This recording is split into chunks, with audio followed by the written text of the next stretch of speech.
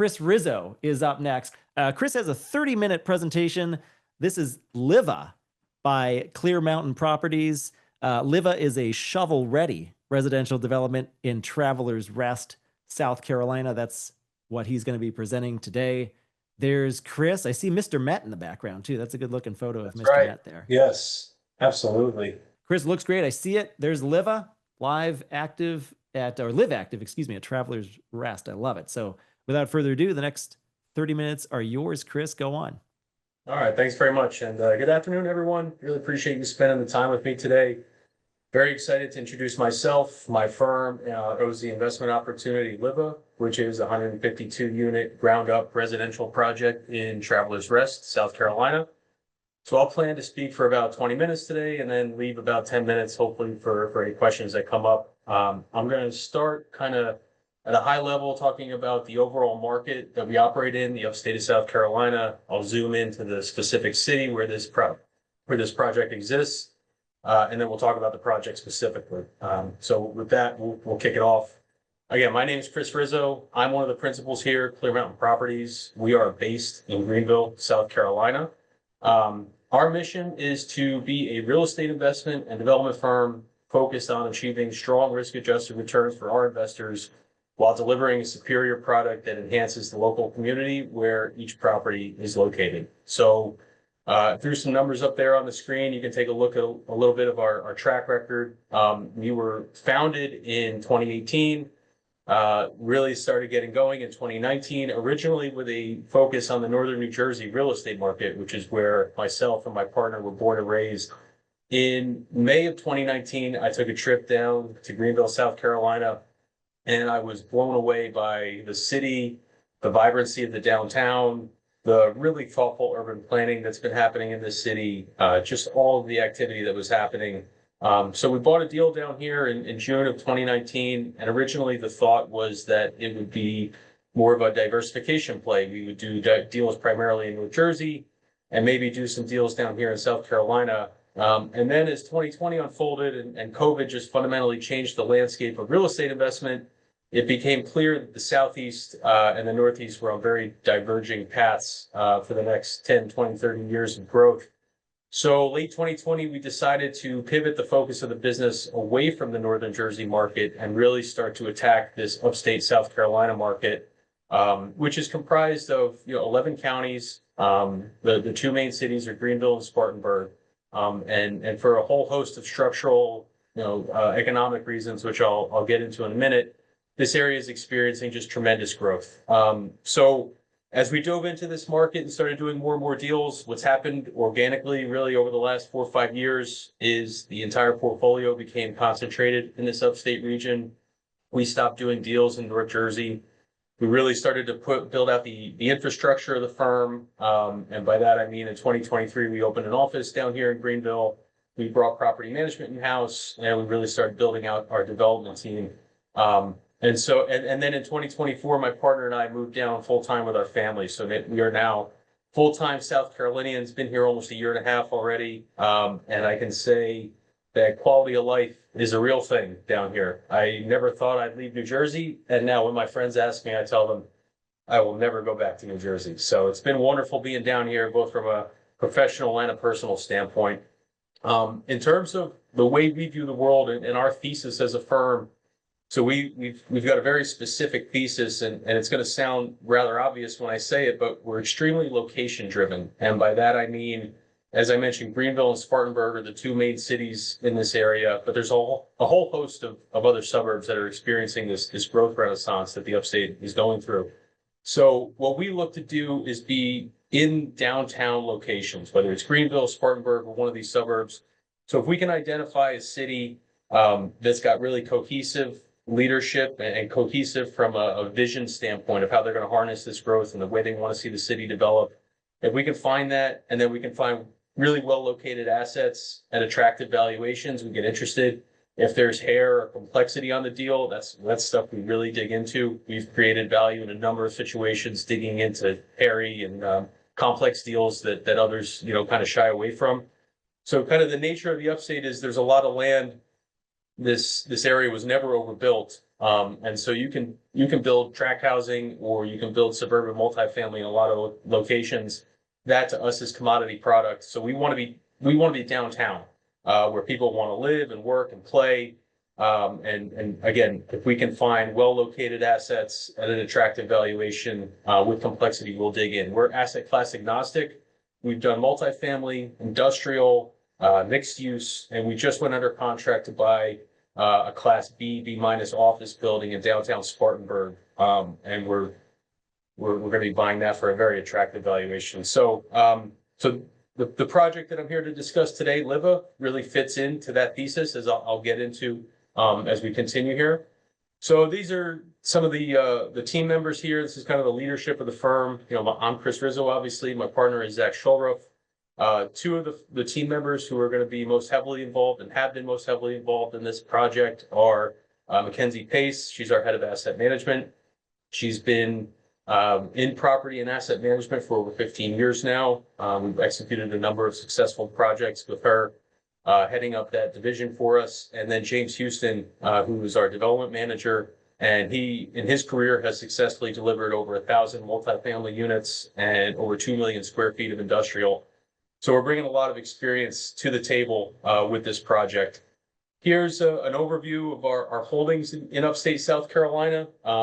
This data is actually a little outdated because we've done 18 projects total as a firm, again, with 7 successful exits and net IRRs in the mid-30s net to investors. So as you can see, we're all over the upstate. We've got kind of a heavy dose in Greenville and Spartanburg, but we're also in Taylor's, Greer, Travelers Rest, Lawrence, Anderson. We've been able to identify value in a number of locations in the upstate and across a bunch of different asset classes, as I mentioned. So let's talk about upstate South Carolina for a minute and why this is an interesting geography and why we believe it's one of the top 5 growth markets in the country.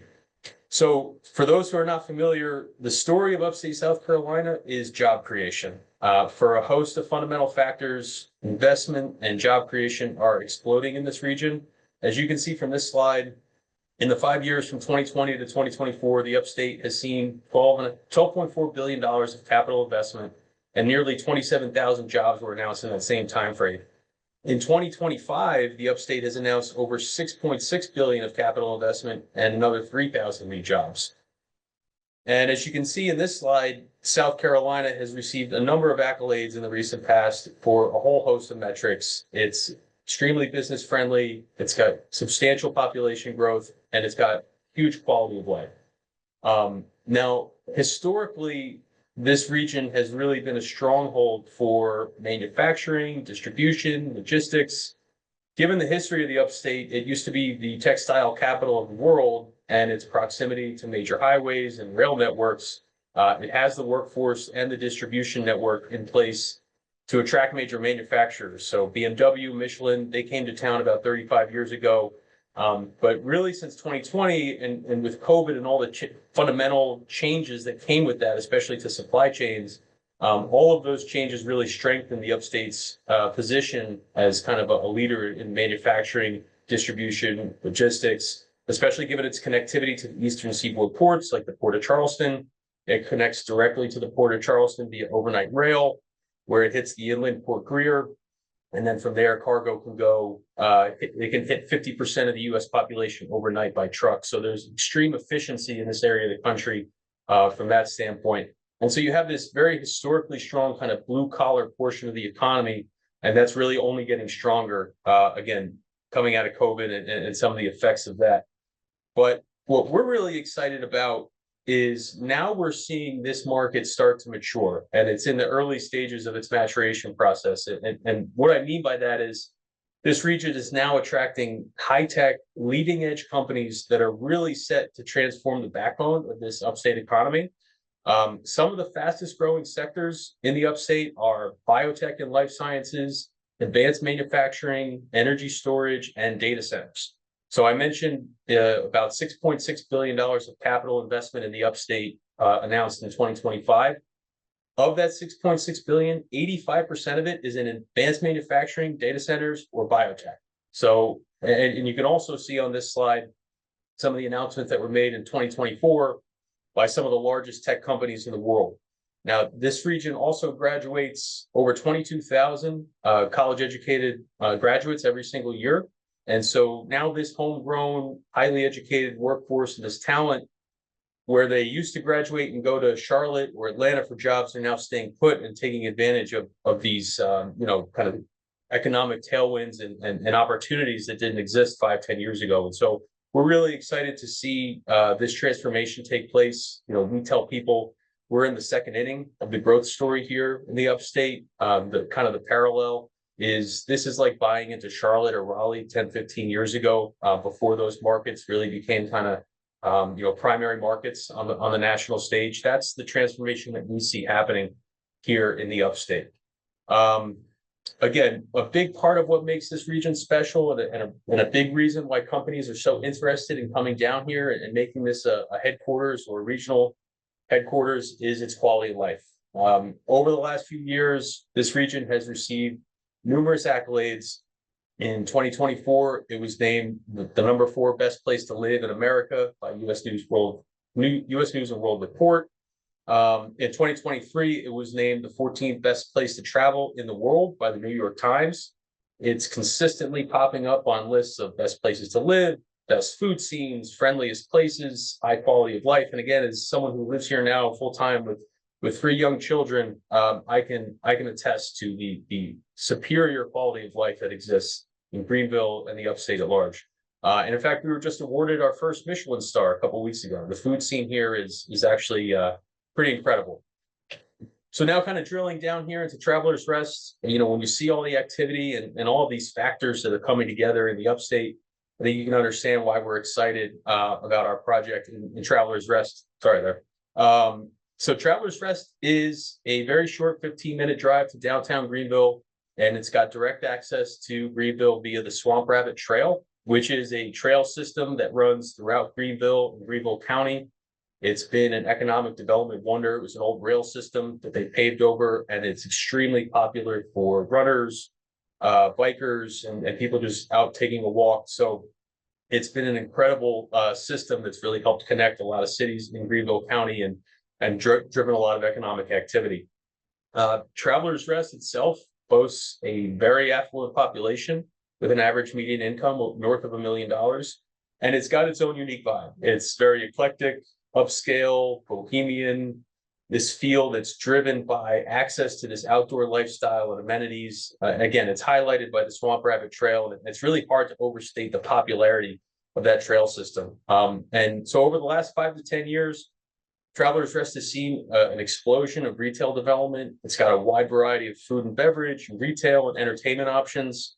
And so when you look at Travelers Rest, there's huge demand to live in this city. And we see that demand coming across the entire demographic spectrum. We're seeing demand from young professionals, young families, and empty nesters and retirees who are looking for a second home. And again, you can have access to downtown Greenville in 15 minutes, and you can be up in the mountains in North Carolina. You could be in Asheville in 45 minutes. So it really is the best of both worlds for people who want that access to downtown, but also are very driven by that outdoor lifestyle. And generally speaking, Travelers Rest is a very strong relative value play to downtown Greenville.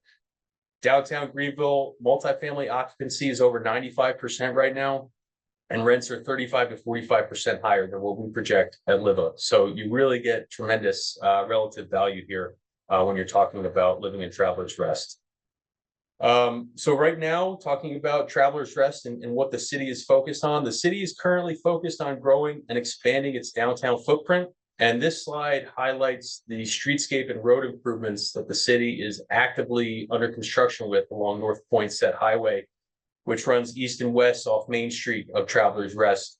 They're adding sidewalks, curbing, landscaping, and streetlights. And the goal is to promote pedestrian traffic and unlock retail redevelopment opportunities, push and expand that downtown footprint eastward. And as you can see on that slide, the key intersection where they began the work is right at the intersection where our project is going to be. So while we're going to deliver 350 to 400 new residents right at this critical juncture of where the city's looking to expand its downtown. So we're really excited about being this driving force that's helping unlock a lot more potential here in Travelers Rest. And what's important to point out here is that while the city is focused on commercial growth, it is very much looking to avoid becoming an apartment community for Greenville. The mayor, the head of planning, the city administrator, they are very explicit about this. They do not want to be an apartment community for Greenville, and they will not rezone parcels for multifamily. Again, very explicit about this. The city is promoting single family type residential development, smaller infill type projects, and a lot of commercial development. So we have a really unique opportunity and a unique project in the fact that we're going to be able to deliver this high density multifamily product this close to downtown Travelers Rest. So let's get into the project itself. The project is named Liva for the term live active. And again, this speaks to the heart of what Travelers Rest is all about, outdoor driven, high-end lifestyle. It will be a 152 unit project with 120 multifamily units on the western portion of the site and 32 individually platted townhomes on the eastern portion of the site. Now, we intentionally designed a lot of flexibility for when we exit this project. So specifically, the site is subdivided between the multifamily and the townhomes, and they do not share any stormwater facilities. So we can sell the whole thing off as one rental community. We can sell the multifamily and the townhomes separately as rental packages, or we can sell the townhomes off individually to end users and then maintain the multifamily and sell that off. So we're really going to be able to respond to prevailing market conditions after the 10-year hold period. So this project carries a very strong return profile. We're projecting a 21% IRR at about a 3.6 equity multiple net to LPs over the hold period. We will pay an 8% preferred coupon during the hold period. And this is not inclusive of any OZ related tax advantages. And I wanted to make the point, which a few other presenters have made today, because this project will be under construction at the end of 2026, we will be able to take advantage of that same fair market value mechanism that some of the other presenters have mentioned. We think it's going to be about a 30% discount to fair market value. We can put you in touch with CPAs who can speak much more eloquently about this than we can. But that is another advantage that's available for this project. At this time, we have an opening for $4 million of LP equity, and the minimum investment is $50,000. Now, this is important that Liva is 100% shovel ready. We have all of our entitlements, we have all of our approvals, we have 100% civil set, 100% architectural set, and we are preparing to file and pull our site disturbance permits. We are closing our construction loan next month. And in conjunction with finalizing the contract with our general contractor, the general contractor will be Capstone Building out of Birmingham, Alabama. They emerged after a competitive process with 4 GCs in the mix. They have been in existence for over 25 years, and they deliver over 3,000 units a year, including a 300 unit project that they just delivered in Greer, South Carolina, called Leo at Jamestown. Additionally, the CEO of Capstone Building has committed $1 million of his own money into the project. This came about after we awarded them the project, so it wasn't in an effort to win the business. It really demonstrates to us a commitment to, or a belief in the project, a commitment to building a partnership with us and his firm. And really it creates a lot of incentive alignment between sponsor and contractor. So we're very happy to have him on board. And so with all of this coming together, we will be breaking ground in January 2026. So from a pre-development standpoint, this project is fully de-risked. We will be moving dirt and beginning construction in 2 months. From a design perspective, Liva is designed to, again, capture and enhance the unique lifestyle appeal of Travelers Rest. We're integrating resort-style amenities and direct trail connectivity into this cohesive master plan. So it's a Class A development, fully amenitized. It'll feature a multi-use path that will run through the development, connecting directly to Main Street and the Swamp Rabbit Trail. It'll have spacious open floor plans, elevated finishes, community features like a pool, fire pit, dog park, bike barn, all really to help create this differentiated lifestyle forward product in one of the upstate's most supply constrained markets. And that's a very important point that I want to highlight here. Supply and demand is one of the most compelling aspects of this project. So this slide really cuts to the heart of the matter. There is no new supply coming online in the North Greenville submarket in the next several years outside of our project. This is data that's confirmed by the market study we commissioned, CoStar Analysis, and Marcus and Millichap put out a report recently, all confirming this same dynamic. There are no other deliveries coming online in the next few years. Our market study projected a shortage of 2,000 units in this submarket over the next 5 years. So we're going to be delivering units into an extremely high demand, low supply environment. And as we mentioned, the city is not looking to deliver high density residential projects. They are promoting smaller infill projects and commercial development. So we're in this unique position that we can deliver this high density project with downtown proximity in a rapidly growing city that's actually helping us keep out competition. Here's an overview of the timeline. As I mentioned, we'll be breaking ground in January. Our total construction timeline is about 20 months. We expect to deliver the first leasable units in month 12, and we will phase the vertical construction. So we're leasing up months 12 through 20. We'll stabilize in years 2 and 3, and then we'll refi into a permanent mortgage in year 3. We expect our first distribution to investors in year 3 with dividends paid regularly thereafter. We project in the high single digits cash on cash to start, growing to 10, 11, 12% over time. And then we will exit in year 10. So just to summarize again, why we think this is a compelling opportunity and why we'd love to have you partner with us on Liva. This is a prime supply constrained location. It is the only new multifamily development coming to the North Greenville submarket, where there's a 2,000 unit shortage projected over the next 5 years. It is in a strategic growth market. The upstate region is experiencing explosive economic growth. Again, $12.4 billion in capital investment from 2020 to 2024, and another $6.6 billion announced this year, being driven by high-tech, high-margin industries like advanced manufacturing, biotech, and data centers. It's the exceptional quality of life that's available in the upstate that's fueling the demand for not only corporates to come here, but for people to live here. Greenville and Travelers Rest rank among the best places to live in America, constantly getting top national accolades. We have booming tourism and food scene, and again, strong in-migration from high-income residents seeking lifestyle-driven communities. The project is institutional quality, design, and with tremendous flexibility on the exit. Again, 152 units, was designed specifically to incorporate, the colors, the aesthetics, the materials we selected, all to integrate and enhance the local aesthetic and vibe of Travelers Rest. And again, intentionally designed with multiple exit strategies after the 10-year hold period. So again, we can be very responsive to market conditions.